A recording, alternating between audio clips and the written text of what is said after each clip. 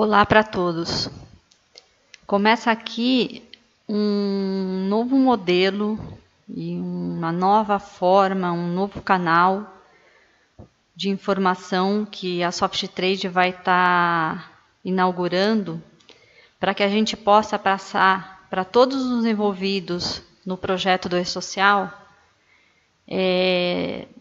os conhecimentos que a gente adquiriu ao longo desses anos, alertas importantes, novidades, pontos de atenção, como a gente vai aprender a interpretar, né, o que é o E-Social, o que ele vai abranger, né, como a gente vai tratar da parte técnica, da parte legal de algumas coisas. E a gente resolveu que é muito pouco complicado para que todos estejam na Softrade sempre no mesmo tempo. Então a gente achou legal começar a fazer o quê? Gravar vídeos com tópicos, onde cada um, que se interessar, vai poder ouvir e reouvir na hora que desejar. Tá? Então, sejam todos bem-vindos e aqui começa o E-Social, o que você precisa saber. Bom, a gente lembra, mais uma vez, para todos, que qual é a essência do E-Social? O E-Social ele vai tratar de todos os pagamentos feitos por uma pessoa jurídica ou uma pessoa física a uma pessoa física. Ou seja, o E-Social trata de pagamentos feitos a pessoas físicas. Por isso, a Softrade está diretamente envolvida nesse projeto.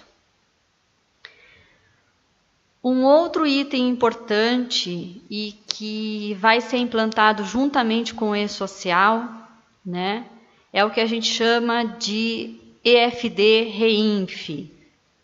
E o que vem a ser isso? Ou seja, são todos os pagamentos que vão ser feitos para uma pessoa jurídica.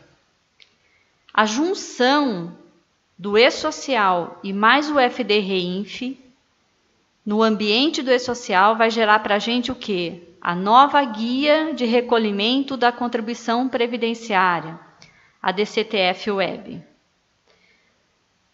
A princípio, todos os recolhimentos ainda relacionados à parte do imposto de renda e do fundo de garantia continuam sendo recolhidos no mesmo formato atual.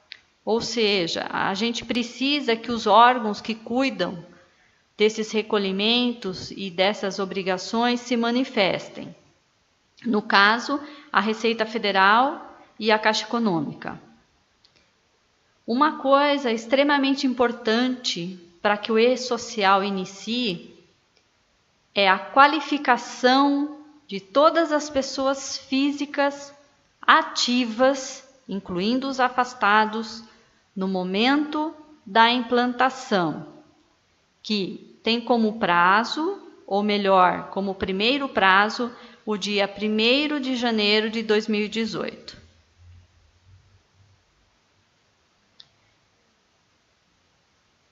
Os tópicos que a gente vai abordar nesse nosso bate-papo de hoje são o E-Social, a sua estrutura, obrigatoriedade ou não da informação, o fator HE social, que vai ser o nosso sistema de mensageria e conversa com o ambiente nacional de dados do E-Social, o E-Social em relação à qualificação cadastral, o nosso saneamento de dados e ainda o EFD-REINF.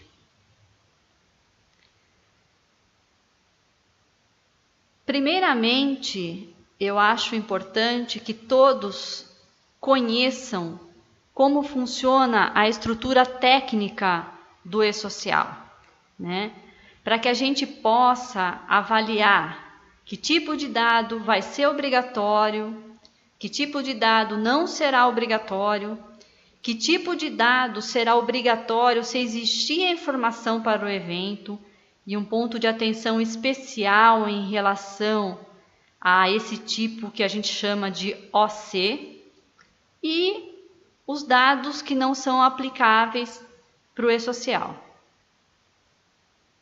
Então, aqui a gente vai dissertar sobre como a gente pode entender a estrutura do e-social.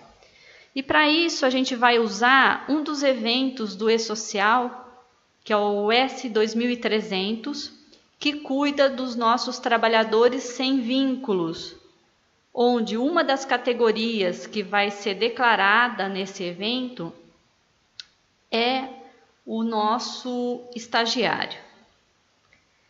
Vai ser muito comum que com o tempo todo mundo vá se familiarizando com esses códigos de evento. Da mesma forma que a gente se acostumou com outras obrigações legais, né? No caso da GFIP, onde a gente fala do registro 10, do registro 12, do registro 30, a gente vai começar também com o e-social a se acostumar com esses códigos, né, de eventos. Então, a gente vai ter a estrutura dos eventos de tabelas, que a gente chama que são os eventos iniciais do e-social. A gente vai ter os nossos eventos que são não periódicos. Um exemplo de evento não periódico é o próprio S2300, é o nosso S2200, que vai cuidar da admissão de um seletista ou de uma carga inicial. E a gente vai ter também os nossos eventos que a gente chama de periódicos, que vão ser os eventos que vão enviar a nossa folha de pagamento para o e-social, ou seja, toda a parte remuneratória e toda a parte de pagamento que houver em relação a essa remuneração. Então, é importante que a gente aprenda a avaliar esses layouts, a entender o significado do que cada um vai enviar para que a gente possa cada vez mais entender a essência do e-social. O comitê gestor pretende liberar agora, no próximo mês de outubro, o novo manual de orientações para o usuário do e-social, já baseado no último layout que foi disponibilizado, que foi a versão 2.4, liberada no dia 15 de setembro. Então, é muito interessante que todos leiam esse manual também. Esse manual ele traz exemplos de processos que vão poder acontecer nas empresas, como esses processos vão ser tratados. Então, na verdade é assim, quanto mais a gente falar de e-social, mais a gente vai aprender. E se todos nós estivermos aptos a falar do e-social, a Softrade terá aí um ganho em relação a isso. Bom, voltando então, vamos aprender um pouco o que é essa nossa estrutura em relação à obrigatoriedade ou não de cada informação. Bom, o que determina a obrigatoriedade ou não de um grupo de informações é o conteúdo do campo ocorrência e condição do que a gente chama de tabela de resumo dos registros. O que é o resumo dos registros de um evento? O resumo dos registros ele traz todos os grupos de informação que aquele evento vai ter. Ou seja, eu tenho de uma forma enxuta, né, como o próprio nome já diz, um resumo, o que eu vou precisar para esse evento.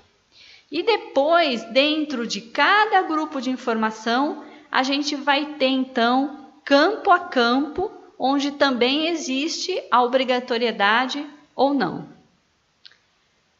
Então, desta forma, a gente vai ter como obrigatório, usando o nosso exemplo aqui do 2300, o nosso grupo de informações relativas ao estagiário e o nosso grupo instituição de ensino.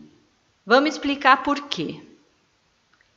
Se eu observar a ocorrência do grupo de informações relativas ao estágio, eu vejo aqui que eu tenho a informação de 0 a 1. O que isso significa? Que eu posso ter de 0 a 1 registro do grupo de informação estagiário. Ou seja, posso ou não ter. E aqui na condição eu digo, vai ser obrigatório se a categoria for 901. O que nós temos aqui? Nós temos uma ocorrência onde não há a obrigatoriedade da informação, mas a obrigatoriedade aparece na condição. Ou seja, se a categoria for um estagiário, eu obrigatoriamente vou ter que informar essas informações relativas ao estagiário. Se eu tivesse aqui uma categoria de um diretor não empregado, que também faz parte do evento S1000 2300, esse evento não seria solicitado, ou melhor, esse registro. Por quê? Porque como a ocorrência não é obrigatória e a condição não se encaixa, eu não estaria informando essa informação para o caso do diretor não empregado. Um outro item também obrigatório é o relacionado à instituição de ensino, ou seja, a instituição de ensino está ligada ao registro PAI, que é o estagiário. Ele sendo obrigatório, eu tenho aqui uma ocorrência obrigatória, ou seja, eu preciso enviar pelo menos um registro, 1 para 1. Temos depois 2 grupos restantes que estão vinculados ao agente de integração e ao supervisor do estágio, que, pela ocorrência descrita, não são obrigatórios, mas que possuem uma condição OC, que é aquela condição que a gente falou, que é obrigatório se existir a informação. Eis a grande questão.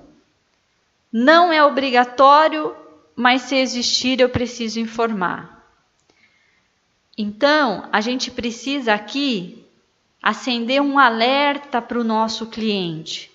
Ou seja, em algum momento essa informação vai ser solicitada. Tecnicamente, essa informação não será cobrada na validação desse evento. Ou seja, mesmo eu tendo um agente de integração, eu tendo essa informação, se eu não mandar, o e-social vai validar o meu arquivo. Mas será que legalmente, daqui a um tempo, a empresa não vai ser cobrada por isso? Então, eu acho interessante que esse alerta seja dado ao nosso cliente. Nós já enviamos um e-mail para o comitê gestor falando sobre essa situação. Assim que a gente tiver o resultado desse e-mail, né, a resposta, a gente vai estar informando todos vocês. Depois que a gente define a obrigatoriedade, né, em cima do grupo de informação de cada evento que o evento vai ter, a gente trabalha no campo a campo desse grupo. Então, vamos pegar aqui o nosso exemplo ainda do estagiário, onde a gente viu o quê? Que o grupo de informações relativas ao estagiário, por mais que ela tivesse uma ocorrência não obrigatória, ela se tornou obrigatória, conforme a gente viu, através da condição, ou seja, obrigatório se a categoria for 901.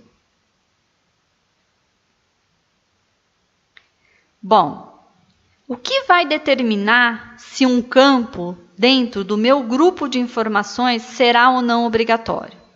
Será o conteúdo do campo ocorrência. Ou seja, a natureza do estágio é obrigatório, porque eu preciso ter pelo menos uma ocorrência de 1 para 1. Outro campo que vai ser obrigatório, o nível do estágio. A área de atuação de estágio não é uma informação obrigatória, ou seja, por quê? Porque eu posso informar de 0 a 1. O número da pólice também não será obrigatória. O valor da bolsa, se esse estágio for remunerado, também não vai ser obrigatório. E teremos como obrigatório também a data prevista para o término do estágio. Ou seja, dentro do grupo de informações relativas ao estagiário, eu tenho aqui apenas dos 6 campos que fazem parte desse grupo, 3 apenas são obrigatórios.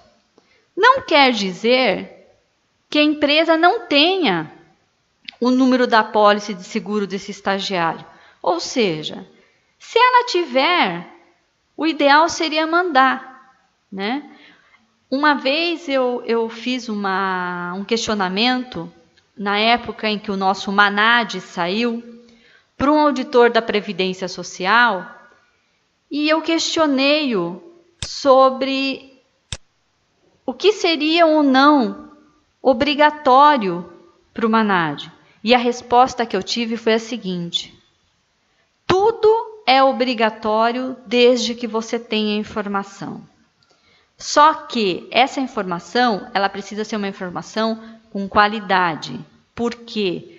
Porque eu vou estar assinando digitalmente a entrega de um documento com os dados.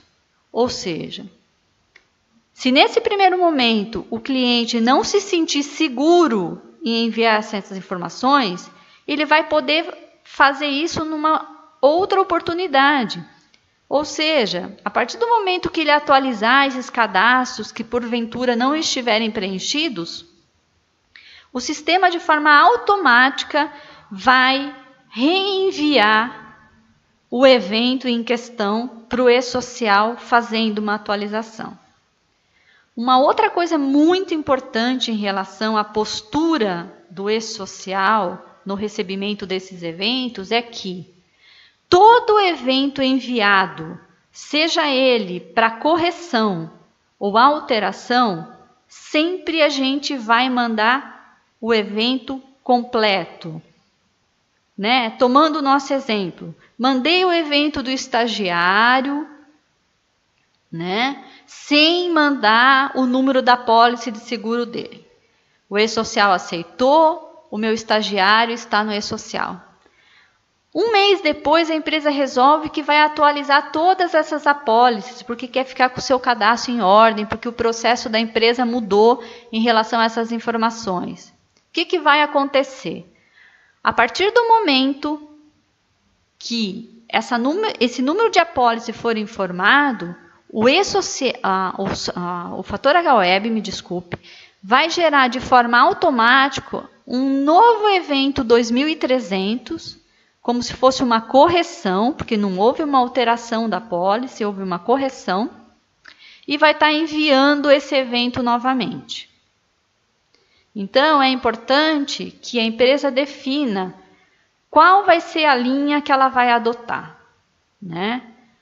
Ou seja, para os campos não obrigatórios, ou até para os grupos não obrigatórios, vamos ou não vamos mandar?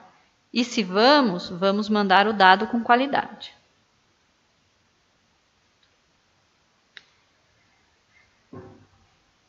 No caso do nosso fator HE social, né, que é o nosso sistema de mensageria, qual vai ser a regra básica para a geração dos dados de grupos não obrigatórios, considerando como não obrigatório toda a combinação de ocorrência, condição e de campos de cada grupo? A SoftTrade só vai enviar para o e-social para esses grupos não obrigatórios, as informações se todos os campos obrigatórios do grupo estiverem preenchidos. Por exemplo, o grupo do RG, que faz parte do nosso evento de admissão e carga inicial, que é o S2200, e também o nosso evento S2300, que é o início do trabalhador sem vínculo, ele só vai ser enviado se o meu cliente tiver a informação do número, do órgão emissor e da UF do órgão emissor desse RG. Por quê? Se eu enviar só o número,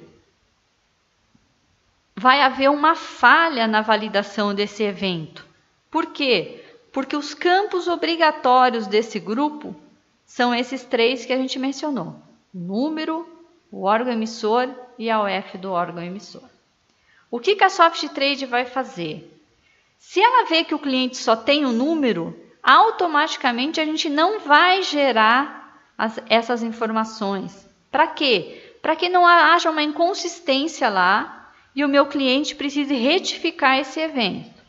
Ou seja, a SoftTrade só vai mandar as informações desses grupos não obrigatórios se todos os campos, que no caso são obrigatórios desse grupo, estiverem preenchidos. Do contrário, não. Então, o nosso grupo do RG, ele tem aquela característica que a gente comentou. Ele pode ser enviado porque ele tem uma ocorrência de 01 e tem uma condição de OC. Ou seja, ele não é obrigatório, mas se existir, em algum momento ele vai ser informado.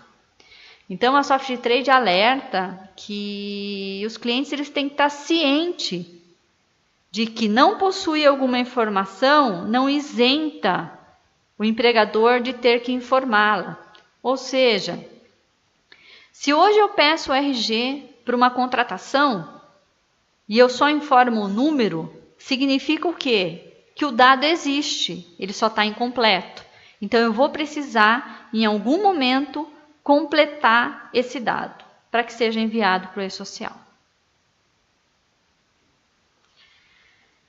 Vamos falar um pouquinho agora de qualificação cadastral. O e-social não existe se a qualificação cadastral de cada funcionário ativo, no momento da implantação, não estiver qualificado. Então, antes da gente sanear um dado de uma pessoa, vamos usar o exemplo do RG, eu preciso qualificar essa pessoa. Ou ainda, sanear e qualificar. A qualificação cadastral ela é feita de 2 formas, ou individual, via online, ou através de um arquivo texto, que é um lote, gerado pelo nosso sistema, o Fator H-Web. Todo esse processo de qualificação, seja online ou a aplicação do arquivo texto, note, é feita na página oficial do e-social, www.esocial.gov.br. Lembrando que, para você fazer a qualificação via lote, você precisa de certificado digital. Se uma pessoa não estiver qualificada, o empregador não vai conseguir mandar para o e-social essa pessoa. Ou seja, eu posso ter na empresa 100 funcionários. Se eu não conseguir qualificar esses 100 funcionários, que hoje têm um vínculo ativo, esses funcionários não conseguirão ser declarados no e-social. Então, a qualificação, ela é com certeza a primeira coisa que o cliente tem que se conscientizar em fazer. Por quê? Dependendo do tipo de situação que essa qualificação cadastral vai devolver para esse empregador, esse funcionário pode ser que tenha que resolver um problema no seu cadastro na Receita Federal, na Caixa Econômica, na Previdência Social. Ou seja, independe da empresa, está fora do controle da empresa de resolver esse problema pessoal desse funcionário. Então, é importante qualificar os que já estão na empresa. É importante qualificar todos aqueles que já estão sendo contratados, ou seja, deixar isso como um processo no dia a dia da empresa.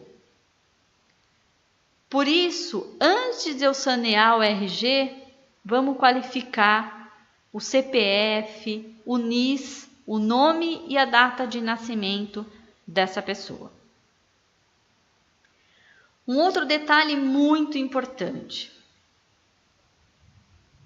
Na carga inicial do E-Social, a gente só vai mandar os funcionários ativos, considerando os afastados. Ou seja, todos os funcionários desligados não precisarão ser inseridos no E-Social no momento da implantação. O que não significa que um funcionário desligado não vai para o E-Social. Então, temos aqui um exemplo que é o seguinte.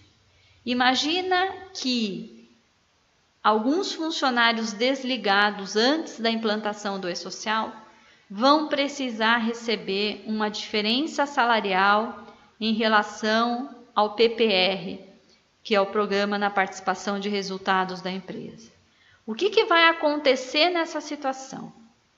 A empresa precisará qualificar esse funcionário já desligado para que possamos, então, mandar para o E-Social um evento de carga inicial desse funcionário, para posteriormente a gente enviar os eventos de remuneração e de pagamentos desses valores devidos. A grande questão é, e se esse funcionário já desligado não for qualificado? O que a empresa vai fazer? Essa é uma outra questão que foi reenviada para o comitê gestor para que a gente possa saber como agir nessa situação. Mas, a princípio, a gente alerta. A qualificação desse ex-funcionário vai ser necessária. Aqui a gente tem, no Fator H-Web, o nosso processo de qualificação de cadastral em lote. Não vamos confundir qualificação cadastral com saneamento de dados, que a gente vai ver a seguir. A qualificação cadastral é feita no ambiente do E-Social. O saneamento de dados é feito dentro do próprio sistema, ou seja, ele não chega no ambiente do E-Social. Então, a gente tem aqui o nosso menu, onde a gente tem aqui toda a parte de qualificação cadastral em lote, bem simples, muitos clientes já usaram. Existem clientes que estão qualificando e requalificando as pessoas mês a mês, para que essa demanda vá diminuindo, afinal de contas, a Isabel ainda não foi qualificada. A Isabel, o processo de qualificação da Isabel, onde eu mesma fiz, ela apresenta uma divergência no meu nome em relação à Receita Federal. Ou seja, é uma situação ainda que o comitê gestor não conseguiu tratar em relação à fonética desses nomes. Então, eu tenho o meu nome abreviado, na folha da Soft Trade, mas na Receita Federal o meu nome já é o meu nome completo, sem nenhum tipo de abreviação. E eles ainda não conseguiram fazer esse batimento. Se alguém tiver alguma dúvida de como usar a qualificação cadastral, o nosso Helpdesk está craque nisso. Vamos abrir uma ocorrência e vamos se informar. Falando ainda em qualificar e em sanear, né? Onde muitas pessoas acham que qualificando estão saneando ou saneando estão qualificando. E a gente diz que são coisas diferentes. Ou seja, as duas situações têm a ideia de cuidar do dado pessoal do funcionário. Ou seja, tanto a qualificação como o saneamento visam a parte dos dados pessoais e não do nosso vínculo laboral.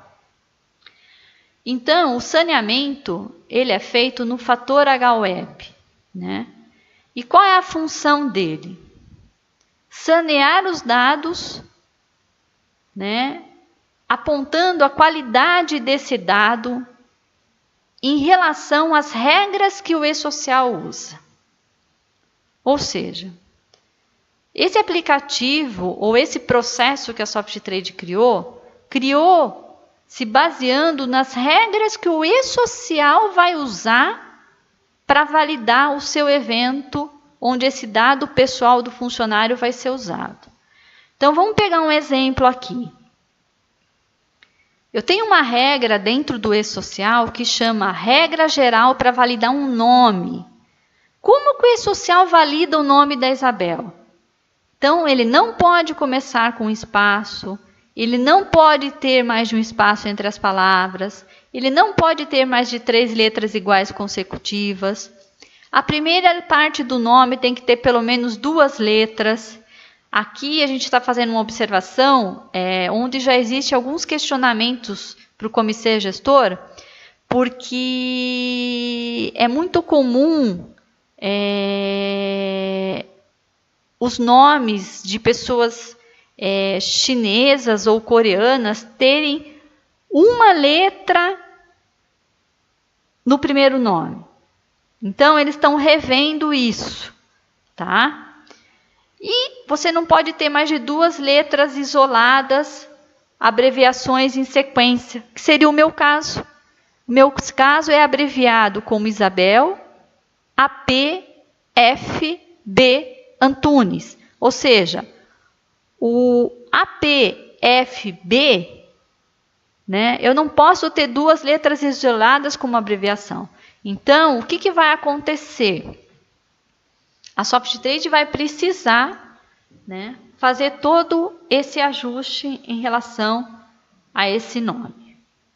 Já adiantando um pouquinho do nosso segundo bate-papo, né, que vai acontecer na próxima semana, eu posso dizer o seguinte: dentro do nosso novo cadastro de pessoa, eu vou ter vários campos para informar o nome da pessoa. Eu vou ter a opção de informar o nome da pessoa na Receita Federal, que é o que está sendo usado para qualificar, que é o que vem no nosso cartão do CPF. Eu vou ter a opção de estar informando um nome social, que é muito utilizado nas empresas para tratar, né, de pessoas que querem ser chamadas não pelo nome de batismo ou da certidão de nascimento, mas querem ser chamados pelo nome que utilizam, que são os casos dos travestis e transexuais. Voltando então em relação a sanear os dados. A regra, né, que a gente está usando são essas regras, isso é um exemplo. Ou seja, esse saneamento ele vai fazer isso. Ele vai apontar se o seu nome tem um espaço a mais e hoje você não enxerga e não deveria. Se existe mais de uma letra abreviada, isolada. Para quê? Para que te possa dar toda a informação necessária para que você faça esse saneamento, esse ajuste antes do início do e-social. Ou seja, o saneamento ele é tão importante quanto que a qualificação. Então aqui, esse diagnóstico, né, para saneamento dos dados está sendo liberado agora na nossa versão prevista para outubro, a V3.04, onde você vai poder fazer esse diagnóstico por pessoa ou por vínculo, tá? E lembrando, nessa nossa versão 3.04, teremos aí o nosso novo cadastro de pessoa e o nosso novo cadastro de dependentes, que a gente vai tratar na próxima semana. Falando rapidamente novamente do EFD-REINF, como a gente já mencionou, a Softrade ela não vai cuidar desses eventos, porque esses eventos têm a missão de enviar para o ambiente do e-social todos os pagamentos feitos a pessoas jurídicas. E, no caso da Softrade, a gente trata apenas dos pagamentos feitos a pessoas físicas. Então, o que o nosso cliente ele precisa fazer? Ele precisa internamente verificar, por exemplo, se a sua área contábil ou fiscal, que geralmente são as áreas que cuidam desses pagamentos a PJs, que são as pessoas jurídicas, não possuem já algum tipo de sistema que hoje cuida do SPED fiscal e do SPED contábil, tá? Se possuir, né, se essa empresa já possuir, ela tiver um fornecedor para esse tipo de programa, provavelmente esse vai ser o fornecedor mais indicado para estar gerando os arquivos do EFD-REINF. Até o momento, a Softrade não tem nenhum tipo de parceiro ainda que esteja fazendo o EFD-REINF, né? Mas a gente sabe aí no mercado que a gente tem algumas empresas que trabalham com SPED fiscal, contábil e que vão estar fazendo essa parte do EFD-REINF. Então, é muito importante que isso seja tratado. Por quê? Porque a nossa DCTF Web, que vai ser a nova guia de recolhimento da contribuição previdenciária, o EFD-REINF nasce junto com o e-social, para que eu tenha essa DCTF Web completa. Então, é importante que a empresa também cuide desse assunto. Bom, esse foi o nosso primeiro bate-papo, né? Não pessoal. Confesso particularmente que eu não estou habituada a isso. Então, peço desculpas por eventuais falhas, se gaguejei. E digo aí, até breve. E os nossos próximos tópicos que vão ser discutidos serão Fator H-Web, cadastros básicos, tabelas iniciais para o e-social. Os nossos cadastros básicos de domínios para o e-social.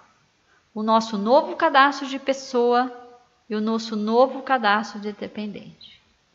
Um bom dia a todos e até a próxima!